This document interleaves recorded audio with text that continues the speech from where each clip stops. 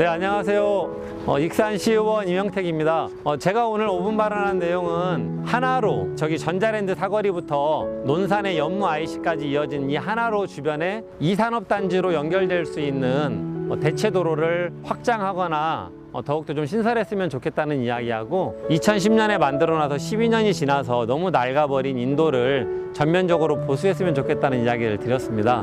이 하나로가 올해 겨울 12월이면 연무 IC까지 연결이 됩니다. 그러면 서울 가는 길이 20분 빨라지거든요. 앞으로 많은 화물차들 이쪽으로 다니게 될 것 같고요. 우리 시민분들 그리고 인근 도시의 주민들도 이 하나로를 이용해서 서울을 가게 될 것 같아요. 그래서 저는 주변 인근 어떤 도로들을 잘 정비하고 특히 2산업단지로 가는 도로는 좀 저는 새롭게 신설을 하거나 넓혀서 화물 차량들은 특히 좀 도심을 통과하지 않고 외곽으로 다닐 수 있도록 미리 좀 준비하고 도시계획을 정비했으면 좋겠다는 이야기 드리고 싶고요. 그리고 지금 이 하나로 이 인도가 폭도 넓고 되게 좋긴 한데요. 실개천은 뭐 흐르지 않고 무용지물이 된 지 오래고 이 인도도 너무 낡아가지고 비 오는 날이면 물이 어디서 튈지 모르고 대체할 돌이 없어서 군데군데 땜방을 해놨습니다. 앞으로 주도로가 될 이 도로를 연계도로 만드는 거 그리고 이 인도를 개보수해서 자전거 도로 좀 다시 한번 정비했으면 좋겠고요. 시민들이 좀 더 편리하게 이용할 수 있도록 개선했으면 좋겠다는 제안을 드렸습니다. 앞으로 다가올 미래를 대비하는 계획입니다. 더 편리한 그리고 시민들에게 더 안전하고 좋은 공간을 만들어줄 수 있을 거라고 생각을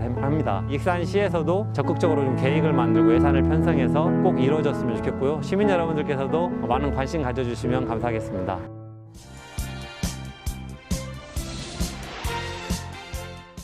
다음은 이명택 의원님 나오셔서 발언해 주시기 바랍니다.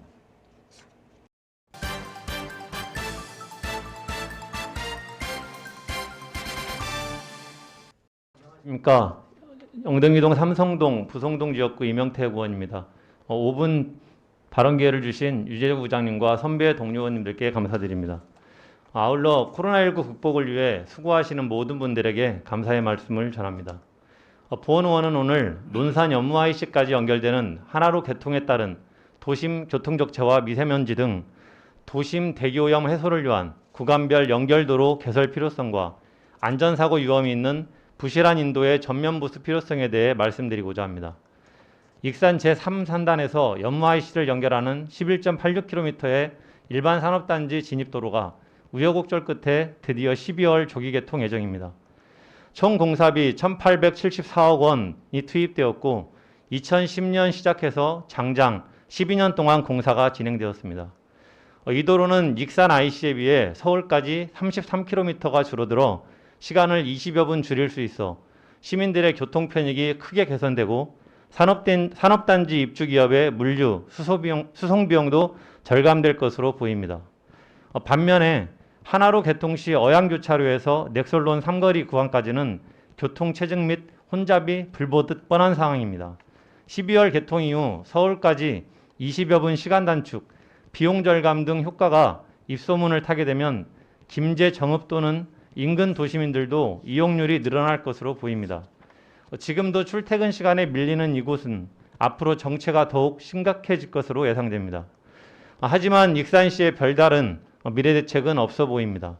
익산국토관리청 조사에 따르면 익산 IC로 통하는 금마교차로에서 서강교차로 구간의 일일 통행량이 28,400여 대로 분석되어 실제 도심 교통량은 이보다 훨씬 많을 것으로 추정됩니다.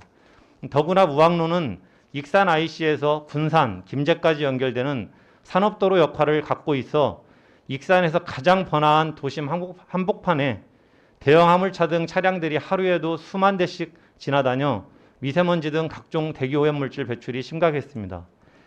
도로 건설 및 확포장에는 많은 시간과 예산이 필요합니다.